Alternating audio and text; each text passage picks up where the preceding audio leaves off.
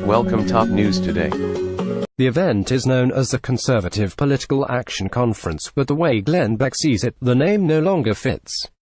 This is not a small government, constitutional or American conservative event anymore, the Blaze founder and radio host told me.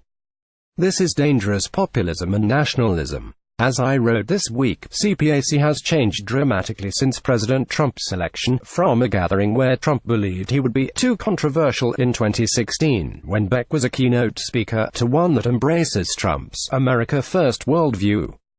Exhibit A could be this year's inclusion of the far-right French politician Marine Le Pen, who addressed the conference on Thursday. "I'm not offended when I hear President Donald Trump say America First," Le Pen said to Cheers. "I want Britain first for the British people, and I want France first for the French people."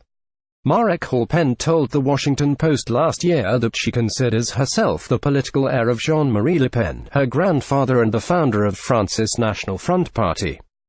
Marine Le Pen, Le Pen's aunt, was the runner-up in last year's French presidential election as the National Front candidate. Le Pen ominously describes Western culture as under siege by Muslims. "All I want is the survival of my nation, to be able to pass on not only my tangible heritage but also my intangible legacy," she said in her speech on Thursday. This young French generation is not encouraged to connect and love this cultural legacy. They are brainwashed with guilt and shame of their country.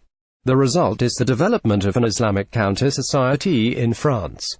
After 40 years of massive immigration, Islamic lobbies and political correctness, France is in the process of passing from the eldest daughter of the Catholic Church to the little niece of Islam. And the terrorism is only the tip of the iceberg. This is not the France that our parents fought for. Le Pen's rhetoric closely mirrors that of American white nationalists such as Richard Spencer, who dream of a whites-only ethno-state. Spencer similarly glorifies European heritage, and contends that white guilt over past injustices has made the United States overly accommodating of minorities, eroding American culture and national identity. Since cpac brought Le Pen to this year's conference, perhaps next year they will book Richard Spencer, Beck said. In Le Pen and France's National Front, Beck sees traces of the nationalist ideology promoted by the World National Conservative Movement, a Russia-based alliance of political extremists that Beck describes as the Nazi movement repackaged.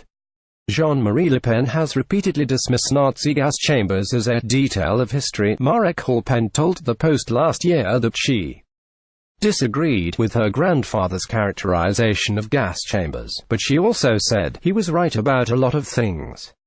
Even if Le Pen and others on cpac panels are not involved with WNCM, the nationalist rhetoric is dangerous, as it softens the ground for dangerous radicals. Beck said, "Americans, left and right, need to reject the radicals on both sides, but as a conservative, we must clean out our own house first. It is why I have taken such a strong and career-deadly stand over the last 2 years. The right, if they are not awakened, will find themselves in a very bad situation. Our country, left and right, will pay the price."